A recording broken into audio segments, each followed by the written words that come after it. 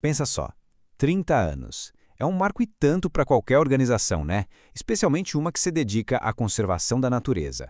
Hoje, a gente vai mergulhar na história do Grupo Brasil Verde para entender como uma pequena semente de uma ideia cresceu e se tornou essa força gigante para o meio ambiente, não só no Brasil, mas muito além. E essa fala do Magela, um dos fundadores, já dá o tom da coisa, sabe? A comemoração não é só olhar para trás porque já passou, é sobre reconhecer uma história que continua viva, uma comunidade superativa que segue construindo o futuro. É sobre reencontrar amigos e, claro, lançar projetos novos. Isso levanta uma pergunta fundamental, né? Como é que um grupo não apenas sobrevive, mas cresce e floresce por 3 décadas inteiras num campo que é cheio de desafios? Vamos tentar entender juntos quais são os ingredientes desse sucesso. Bom, para entender o presente, a gente precisa voltar para o começo. Então vamos lá para a nossa sessão 1, a semente de uma ideia. É aqui que a gente vai descobrir onde tudo começou. A história toda começou de um jeito bem orgânico, sabe? Lá em 1984, os fundadores se conheceram, unidos por essa paixão em comum. Aí, no meio dos anos 90, aquelas conversas mais informais evoluíram para reuniões à noite, que acabaram dando origem ao Grupo de Pesquisa Brasil Verde. Com o tempo, o nome foi simplificado, até para refletir o tamanho que as ações do grupo tinham tomado. E o mais legal é que a ambição já estava lá desde o comecinho. Como o cofundador Juliano lembra, mesmo naquelas primeiras reuniões, eles já começaram a pensar alto. Essa visão de longo prazo foi, sem dúvida nenhuma, um motor para o crescimento do grupo. E essa perspectiva do Felipe Costa, um dos primeiros colaboradores, traz um banho de realidade importante. Ele fala em grata surpresa, o que lembra a gente que essa longevidade nunca foi algo garantido. Isso faz a comemoração de 30 anos ser ainda mais especial. Então, ok, eles tinham a visão, tinham a garra, mas como é que se transforma uma ideia em impacto de verdade? É isso que a gente vai ver agora na sessão 2, do sonho à ação.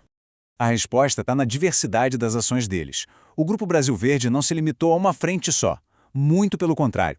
O legado foi construído com expedições, cursos, pesquisa científica, simpósios e, um ponto crucial, muita, mas muita educação ambiental. E no meio de tudo isso, teve uma atividade em particular que virou, assim, a espinha dorsal da experiência do grupo. A expedição Mata Atlântica era muito mais que uma viagem. Era uma imersão tão profunda que se tornou um pilar fundamental do GBV. E aqui dá para entender perfeitamente o porquê. O Miguel von Baer descreve os resultados excelentes da expedição. Não era só sobre ver a natureza, era sobre gerar experiências de verdade, sobre trocar ideias e construir conhecimento todo mundo junto.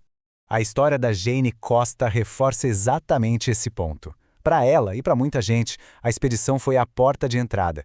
Foi ali que o trabalho do grupo deixou de ser só um conceito e virou uma realidade palpável. Um trabalho excepcional para ser vivido na pele. Isso tudo leva a gente para o ponto talvez mais crucial para qualquer organização durar tanto tempo: as pessoas. Por trás de cada ação, de cada projeto, existe uma rede que sustenta tudo. Vamos para a sessão 3, uma rede de pessoas. E olha, não era uma rede qualquer. A grande força do Grupo Brasil Verde está nessa capacidade de criar conexões profundas, que vão muito além da comunidade local, atravessando fronteiras de estados e até de países. Olha só esse depoimento que veio lá de Portugal. O João Azevedo destaca um dos maiores ativos do grupo, a enorme rede de profissionais. O ponto-chave aqui é a criação de um capital social e profissional que acaba beneficiando todo mundo. E direto da Argentina, a Lucia Ruiz adiciona outra camada super importante. Ela fala de uma amizade que perpetua. Isso mostra que a rede não é feita só de laços profissionais, mas de conexões humanas, de amizades de verdade que duram. E o Fernando Guida resume o tamanho dessa rede de um jeito incrível. São centenas de pessoas, cada uma contribuindo do seu jeito, desde dar 2 telefonemas até palestras de ministros. Cada pequena ação foi essencial para construir esse todo. Certo.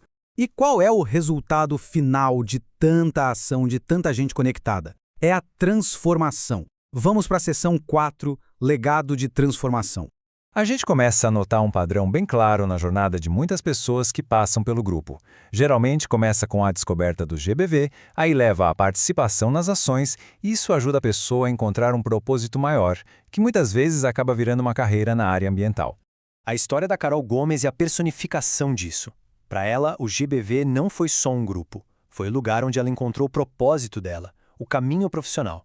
é difícil imaginar um impacto mais profundo na vida de alguém. E o mais bonito é que esse legado vira um ciclo, como a Abigail Carpinetti mostra pra gente. Ela fala em querer inspirar outras pessoas, do mesmo jeito que ela foi inspirada. É um ciclo virtuoso, onde cada pessoa transformada se torna uma nova semente de inspiração. Bom, depois de revisitar esses 30 anos de uma história tão rica, a pergunta que fica é: e agora? O que vem pela frente? Vamos para a nossa última sessão, a sessão 5, a Floresta do Futuro. 30 anos. Vale a pena parar um segundinho só para absorver o peso desse número. Num mundo que muda o tempo todo, manter uma missão viva por 3 décadas é um feito extraordinário de resiliência e, claro, de muita paixão. E o que a gente ouve da comunidade é quase um coro. Todo mundo na mesma sintonia, ecoando o mesmo desejo, que a jornada continue. Existe uma esperança vibrante, um desejo coletivo de que esse trabalho tão vital tenha uma vida muito, muito longa. O que nos deixa com esta reflexão final? A primeira semente, aquela plantada há 30 anos, cresceu e virou uma verdadeira floresta de impacto, de conhecimento e de conexões. A grande pergunta que fica no ar é: qual será a semente que eles vão plantar agora para florescer nos próximos 30 anos? O legado, com certeza, continua a ser escrito.